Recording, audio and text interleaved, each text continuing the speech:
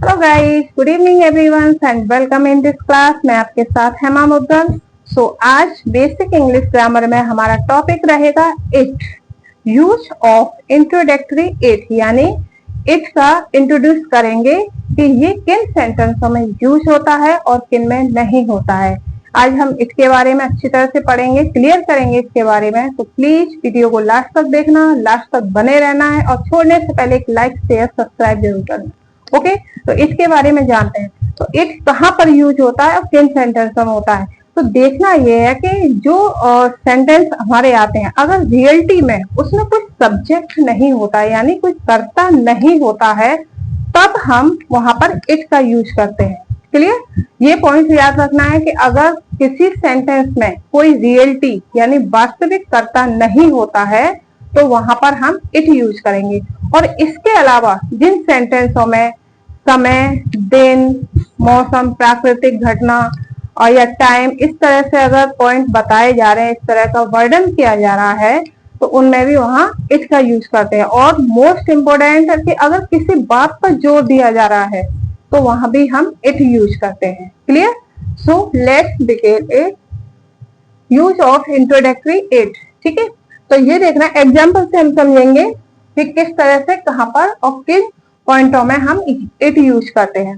तो हमारा पहला पॉइंट रहेगा 6 बजे है, यानी 6 बजे है। अब इसमें क्या बताया जा रहा है? इसमें बताया जा रहा है समय यानी टाइम। तो यहाँ पर हम यूज करेंगे। अब 6 बजे हैं, इसमें कोई रियलिटी करता तो नहीं है, कोई सब्जेक्ट तो नहीं है, तो यहाँ पर हमें मतलब क्या करना है? इट का यूज करना है। तो इट इज 6 o'clock। ठीक है, 6 बजे है, यहाँ पर कोई रियलिटी करता नहीं है, कोई सब्जेक्ट नहीं है, तो इसलिए हमने इट का यूज किया। It is 6 o'clock। तो यहाँ पर ये क्या बता रहा है? यहाँ पर ये समय को बता रहा है। क्लियर? अगला पॉइंट है हमारा आज रविवार है। तो यहाँ पर क्या बताया जा रहा है? यहाँ पर दिन के बारे में बात हो रही है। आज रविवार है, इसमें भी कोई रियलिटी सब्जेक्ट नहीं है, तो यहाँ भी हम इट यूज करेंगे। It is Sunday today. और यहाँ पर क्या बताया जा रहा है? डे। यहाँ पर डे के बारे में बात हो रही है और कोई रियलिटी में सब्जेक्ट नहीं है। ओके, नेक्स्ट पॉइंट है हमारा आज गर्मी है। तो यहाँ पर किस चीज के बारे में बताया है? यहाँ पर वेदर के बारे में बताया जा रहा है, मौसम के बारे में बताया जा रहा है कि आज हमारा मौसम कैसा है। तो वहां भी हम इट यूज करेंगे क्योंकि इसमें भी कोई रियलिटी सब्जेक्ट नहीं है। ओके, तो यहाँ पर वेदर यूज हो रहा है। तो इट इज आज गर्मी है। हॉट टुडे, आज गर्मी है। It is hot today. Okay, अगला पॉइंट है जोर से वर्षा हो रही है, यानी यहाँ पर किसके बारे में बात हो रही है? बारिश के बारे में बात हो रही है। अगर कहीं भी बारिश पॉइंट दिखाई देता है तो वहां पर इट यूज होनी है। ये आम मतलब सब वो है सेंटेंस, बारिश हो रही है, बहुत जोर से बारिश हो रही है, इस तरह के आता है तो उसमें इट यूज होता है। ठीक है, तो जोर से बारिश हो रही है, यहाँ पर रेन के बारे में बात हो रही है, यानी वर्षा के बारे में। तो it is raining heavily. Clear? अगला पॉइंट है हमारा अंधेरा हो रहा है। और ये क्या है? अंधेरा हो रहा है, ना तो ये दिन है, मौसम है, ये क्या है? ये प्राकृतिक है, ये नेचुरल है कि अंधेरा हो रहा है। तो यहाँ भी हम इट का यूज करेंगे, ये हमारी नेचुरल है। ओके, तो इट इज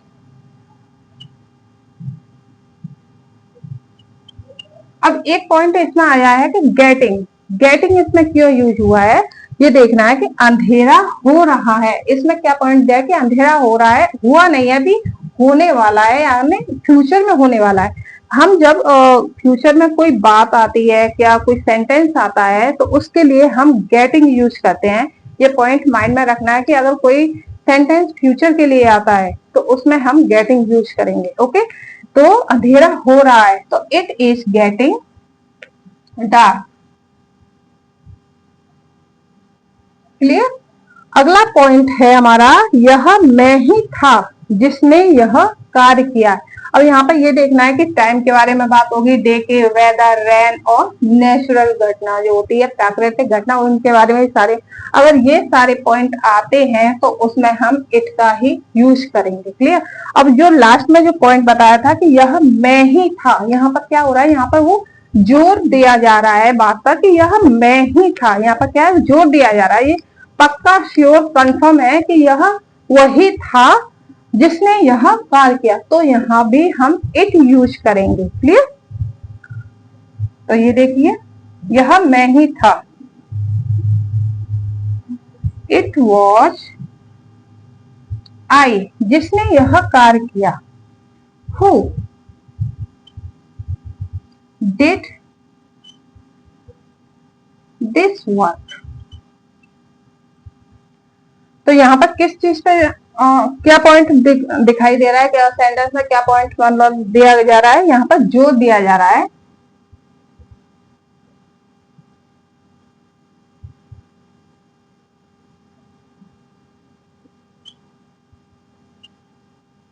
ये है हमारे इट कहाँ पर यूज होंगे, किस तरह से सेंटेंस आएंगे, किस तरह से सेंटेंस में हमें इट का यूज करेंगे। ये आप लोगों के अच्छी तरह से क्लियर हो गया होगा कि टाइम, डे, वेदर, रेन और नेचुरल जो घटना होती है, प्राकृतिक जो घटना होती है, उनके लिए हम इट का ही यूज करेंगे। ओके, अगर किसी बात पर जोर दिया जाता है तो वहां भी हम इट का यूज करेंगे। Okay, it. अब किन किन पॉइंटों में हमारी इट यूज होगी, ये आप लोगों के इस वीडियो में अच्छी तरह से समझ में आ गए, तो बिल्कुल भूलेंगे नहीं, कंफ्यूज भी नहीं होंगे कि इट कहाँ पर यूज होना है।